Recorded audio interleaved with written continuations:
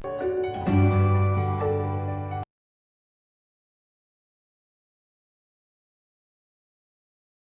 morning students, welcome to the online classes of Training Memorial Senior Secondary School. Today we are going to start the second section of our unit number 5 for class 8. The name of the section is The Day Benny Pishi Lost Her Voice. Okay, this is an interesting story. Okay, we'll read out the story, we'll go for the explanation. So let's start the chapter. Strange things happen and strange things happen all the time, especially when you least expect them. It happened to Benny Pishi.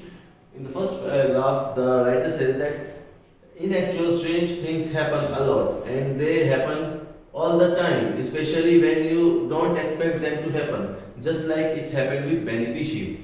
One fine morning, they got up to hear that Benny Pishi had lost her voice. And Benny Pishi not talking? I mean, that was like a rose not emitting fragrance. It was impossible and strange. There was hardly anyone in our village or in nearby villages who had not heard of her reputation.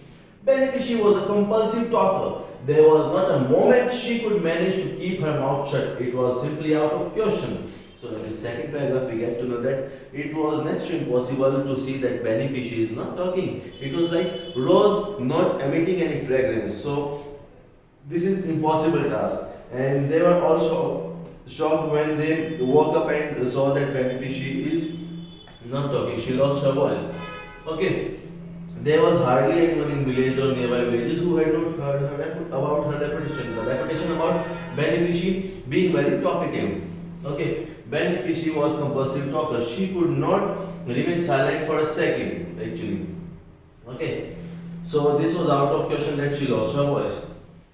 So Pishi stayed with her brother Ghanshyam Mondal, who incidentally happened to be the mathematics teacher of the writer's school village. The name of the brother was Ghanshyam Mondal. He was the mathematics teacher of the writer there. Okay, and he was known as the man of few words. He never spoke much as compared to his sister Benny Pishi. Okay, and those who knew about Ghanshyam Mondal, they knew that Ghanshyam Mondal would speak very few words, and they too would be containing mathematics. On the other hand, Benny Pishi was very much talkative. Okay, whenever she would find that there is no listener, she would mumble to herself, that is, start talking to herself, thinking that there is a group of persons sitting over there and giving their own opinion or view. Okay, even the friend of the writer, that is Tahil, claimed that even he had even heard Benny Pishi talking to a cow while milking her. So when one fine morning Benny Pishi stopped talking, everybody was feeling that there's something terrible happened. Now Pishi, why are you not talking? Are you ill or is there something else? Everybody tried to ask what happened to Benny Pishi. They even asked if she had taken any oath. She had taken any vow to remain silent. But that was out of context actually. That was next to impossible. Okay, but they asked her, please don't keep the suspense and tell us what happened. But Benny Pishi would not open her mouth. That was not possible. Suddenly, Ramu, the village barber, came into act and said, I know actually what happened. And now everybody shouted, what? Tell us. And we were ready to listen anything from the stupidest man in the village. That is, the Ramu Barber was known as the stupidest person of the village. Now he said that now they were ready to listen anything to enlighten them to what happened to Benny Pishi. Now he said the same thing happened quite some time ago with Dindu Mondal, the person living in our village. He had lost his voice also. Okay, and so the same thing would have happened to Benny Pishi. It is just because of the ghost of the neem tree. Now, the neem tree, everybody said, is it possible? Do you believe the neem tree is responsible for Benny Pishi losing her voice? Now, Ramu says, can't you see? It's the ghost of the neem tree actually. And he casted a spell on Benny Pishi. One day when she was going there to collect the berries, I asked her not to go there with open hair, and because the ghosts don't like any human defying them. Okay, they don't like anybody mimicking them, so don't go from the neem tree with your hair open. And what she did, she laughed at her. Okay, so there must be the ghost casting a spell on Benefici. Now Aslam Chacha scratched his head and said, is it possible? Now again the same story was told by Ramu Kaka, but what could you say? Now they did not know whether to trust Ramu Barber or not. Even the writer was not trusting Ramu Kaka because the writer himself had went on to climb up the neem tree quite a few times to to escape from the ire of her father. Ire of her father means escape from the anger of her father. And as she is a writer, the writer is a female one. She had also went on to climb the neem tree with her hair open. So there must be nothing like that. So she was not thinking to trust Ram. Okay, but then no one in the no one present there could tell actually what happened to Benefici. Okay, now we asked if there is a remedy, that is, if there is a solution. Ramu said, yes, there is a solution. Call someone who could shoo away the ghost. Okay, shoo away means drive away. Okay,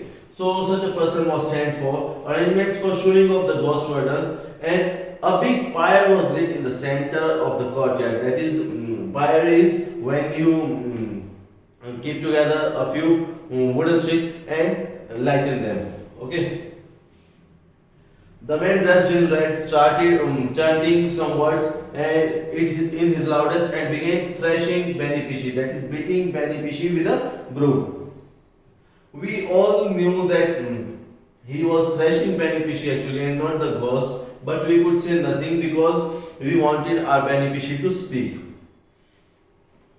The man might have continued for some more time, but at the right moment, Benefici snatched the broom from him and started beating the man. Okay, the man, thinking that there is a ghost and ghost is beating him, started running away, and he ran away actually. But however, the problem had not been solved, and Benefici kept quiet. Okay, she didn't speak any word. Now she glared. She looked fiercely towards us. So she was very angry. She gave us an angry look. Okay. So we did not think of any other solution for her problem. Just then someone remembered that Ghanshyam Kaka is not here. Why is he missing? And just around then, when we was discussing about the problem and Ghanshyam Kaka's voice surrounded us. That is, he occurred. He said, what's happening? Why everybody in the village is gathering here in my courtyard? Benefici could not speak anything to you. Actually, he asked the same thing from Benefici, and one of us said that Benefici won't be speaking anything. And the poor woman has lost her voice. Then the neem story was told to Ghanshyam Kaka. Okay, here Benny. Now we saw that Ghanshyam Kaka was taking out something from his kurta's pocket that was wrapped in brown paper, and he gave it to Benny. Here Benny put this on, it's the brand new pair and double the cost to the previous one. Now this time don't go to river to take bath wearing these pair. Okay, Benefici hurriedly unwrapped the packet and everybody saw what was that. It was actually a pair of dentures. Denture is unreal teeth. Okay, they are artificially made teeth to fit inside old person's mouth to help them in chewing the food. Now, finally the ghost disappeared. That is, Benefici started talking. What, Dada? She immediately took off her characteristic loud shrill and said, do you have any sense? Why did you do this? Why did you give this pair of dentures in front of village? Don't you know that I have told them that I got the tooth like Himalayas and they are everlasting, they are solid rock, they are solid enough. Yes, in actual, writer had heard about the Benefici boasting about her teeth. Okay, but that they are the best teeth and they are the real ones. But in actual, we got to know the thing today. Those are not the real ones. They were the artificial ones. Okay. Now we understood how could she open the mouth to speak anything, as we would get to know that she is not having any real teeth. For once, the writer also thought about the person who was called to shoo away the ghost. he must be running away till the earth's end and must be thinking that the ghost of the neem tree would not spare him for doing such things, for beating him with the broom, and to teach him a lesson for doing such thing, for creating a fire, chanting words. The man would be running for his life. So students, that was the chapter, that was the story about Benny Pishi. Okay, I hope you liked the chapter. Okay, so before leaving, like the video, subscribe to our channel, press the notification bell icon. I promise you to meet in the next video. Before leaving, the question answers of the chapter are given with a PDF link in the description. Please follow that link. Till then, take care. Have a nice day. Thank you.